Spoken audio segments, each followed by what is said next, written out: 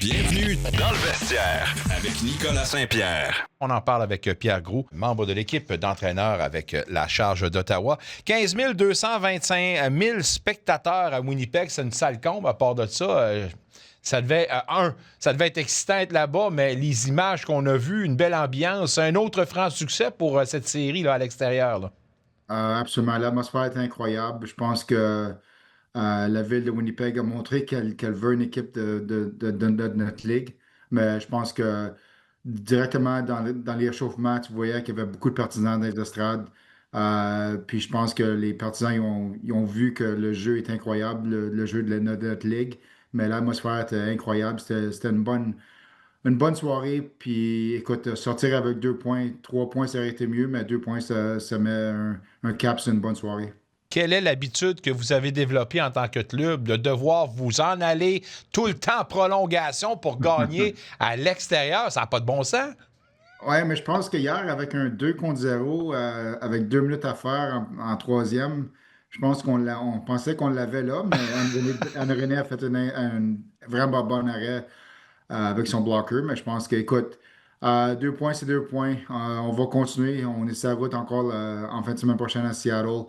Et on va voir si on peut mettre une victoire en temps réglementaire pour avoir les 3 points. Comme l'a chanté Bob Bissonnette, la machine à scorer. La machine à scorer de la Charge s'appelle Rebecca Leslie, encore avec le but gagnant, son 12e. Qu'est-ce qui se passe pour la pétillante attaquante de la Charge cette année? Ça n'a pas de bon sens. C'est. Hey, écoute, on en a parlé déjà, mais je pense que tout le travail qu'elle a fait cet été, mais je pense qu'elle et Brianne Jenner, ils ont formé une bonne chimie ensemble. Mais je pense que qu'est-ce qui arrive avec quand Rebecca rentre dans la zone, elle a confiance à son lancer. Elle ne questionne pas si elle peut compter. Elle a confiance. Puis c'est pas un doute de faire une passe ou quoi que ce soit.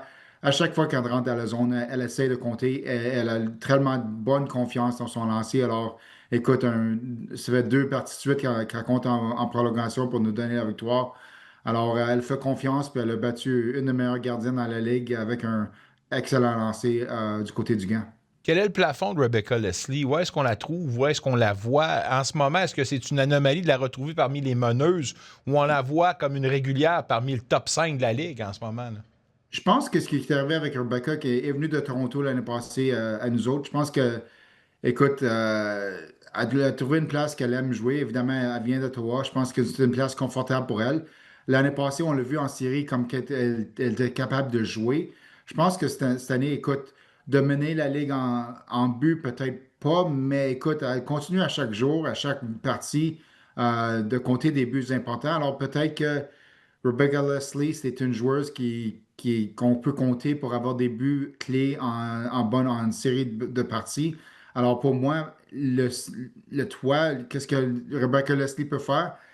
Peut-être qu'est-ce qu'elle fait en ce moment, c'est qu'est-ce qu'elle peut faire dans les années à venir. 59 d'efficacité au cercle de mise en jeu pour vous autres. Quelle est l'importance que vous greffez à cette facette du jeu et comment vous développez autour de cette dominante-là? Mais je pense que c'est une partie qui est très importante. Après chaque pratique, les centres vont avec Hayley Irwin pour pratiquer les mises en jeu. Tu as vu le but de Montréal, on a perdu la mise au jeu clean, qu'on peut dire. Alors, Gwyneth n'a pas vu le lancer parce que Gosselin l'a eu avec 3 joueurs en avant de Gwyneth. Je pense on voit dans n'importe quelle partie ou n'importe quelle ligue, si tu contrôles la rondelle, direct la mise au jeu, tu contrôles le jeu. Alors, c'est une partie qu'on travaille dessus. Puis tu vois avec les sénateurs, écoute, je pense son premier ou deuxième dans la ligue dans les Oui. mises au jeu. Alors, tu vois l'effet que ça donne à leur jeu en ce moment. Je pense que dans les 15 dernières parties, ils ont 12, 13 victoires. Alors, ça nous aide à contrôler le jeu. Puis quand on joue bien, tu vois que nos mises en jeu sont très, très élevées de notre faveur. Rory Gilday a 5 mises en échec dans cette rencontre. Il y en a 2 autres qui ont atteint ce plateau, Emily Clark et Jocelyne Larocque. Comment c'est important et comment vous appréciez ça de la part des entraîneurs et des entraîneuses, le fait que des membres du groupe de leaders s'impliquent au niveau physique? On s'entend, là. C'est pas donné à tout le monde, puis ça pourrait être d'autres joueuses de soutien. C'est pas tous les leaders et leaders qui veulent faire ce job-là que pas tout le monde apprécie, mais d'avoir des leaders jouer de cette façon-là, comment vous appréciez ça, vous autres? Mais honnêtement, c'est notre jeu. On en a parlé déjà. C'est notre jeu. On veut jouer un jeu physique dans toutes les sections de la zone, défensive, offensive et même dans la zone neutre.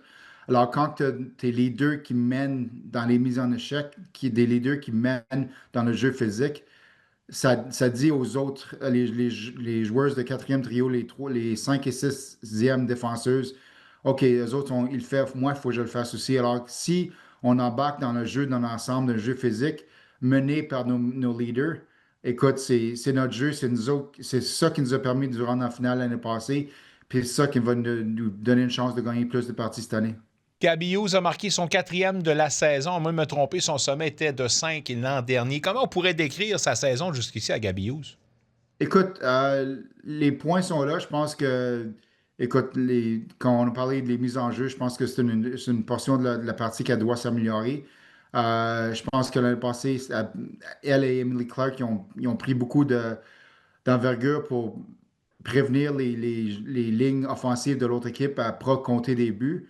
Alors, de voir Gabby Hughes compter des points et des buts, c'est très important pour notre équipe d'avoir une production, pas nécessairement de Leslie ou Jenner, mais d'avoir Gabby Hughes aussi qui produit. Alors, je pense que Gabby, c'est une joueuse très importante, pas nécessairement le jeu sur la glace, mais aussi moralement, c'est une des leaders dans notre chambre qui mène notre groupe pour avoir un bon esprit d'équipe, qu'on peut dire. Jocelyne Larocque avait une très grande représentation parmi les spectateurs. Plus de 200 membres de sa famille étaient venus de l'acclamer. Jocelyne Larocque, à qui on parlait il n'y a pas si longtemps, puis une fière, évidemment, résidente du Manitoba, en tout cas originaire, puis une fière métisse, évidemment. Pour elle, comment émotif était ce retour devant elle? Puis je me mets dans la perspective d'une joueuse professionnelle. Il n'y a pas si longtemps, ces joueuses-là se demandaient où est-ce qu'elles allaient jouer leur game. Et se retrouver maintenant une membre de la Ligue professionnelle, ça devait être certainement un moment de fierté pour elle. Oui, très frais. Puis écoute, quand on atterrit, la sœur de Jocelyne et ses 3 petites nièces, nièces et neveux sont là à l'aéroport pour la rencontrer. Alors, je pense que c'est une partie très mémorable pour elle. Puis je pense que même les filles ont sorti avec tous des T-shirts que Jocelyne Larocque avec l'emblème en avant pour notre meeting avant match. Alors, je pense que Jocelyne Larocque, je pense qu'elle a joué sur un de ses meilleurs matchs de l'année hier soir. Puis tu vois qu'elle avait beaucoup de fierté d'être à Winnipeg. Puis les partisans, quand elle a été introduite durant le match, ils ont montré beaucoup d'amour vers elle. Alors, c'est un match très important. Puis je pense que c'est un match que une joueuse plus âgée dans notre ligue, d'avoir une chance de jouer en avant de leurs partisanes. Alors, leurs partisans et partisanes. Alors, je pense que c'est une soirée très importante pour Jocelyne, puis je pense que c'est une soirée qu'elle va se souvenir pour longtemps. Votre prochain match aura lieu contre Seattle. À Seattle, parle-moi justement de la préparation, ce que vous devez faire pour l'emporter dans un match comme celui-là. Ben écoute, hier, tu as vu qu'on a joué, faut pas le cacher, le match contre Minnesota, c'était un match difficile pour tout le monde, puis spécialement Gwyneth, mais je pense qu'hier, on a joué un match très, très excellent défensivement. Je pense que Montréal, on a limité leur chance de compter. Alors, je pense qu'il faut rentrer dans cette habitude-là de jouer un bon match défensif, un bon match de série, comme on peut dire, pour avoir une chance. Écoute, Seattle, peu importe où ils sont dans le classement, ils ont des bonnes joueuses qui peuvent compter des buts. Alors, pour nous autres, c'est de continuer notre jeu défensif et continuer à essayer de compter évidemment plus de buts, mais je pense que c'est construire notre jeu pour essayer de faire les séries. Pierre, on va te souhaiter une très bonne semaine de préparation pour toi et tes protégés et certainement la meilleure des chances pour votre match à Seattle. On se reparle la semaine prochaine. Un retour sportif 100% local dans le vestiaire avec Nicolas Saint-Pierre.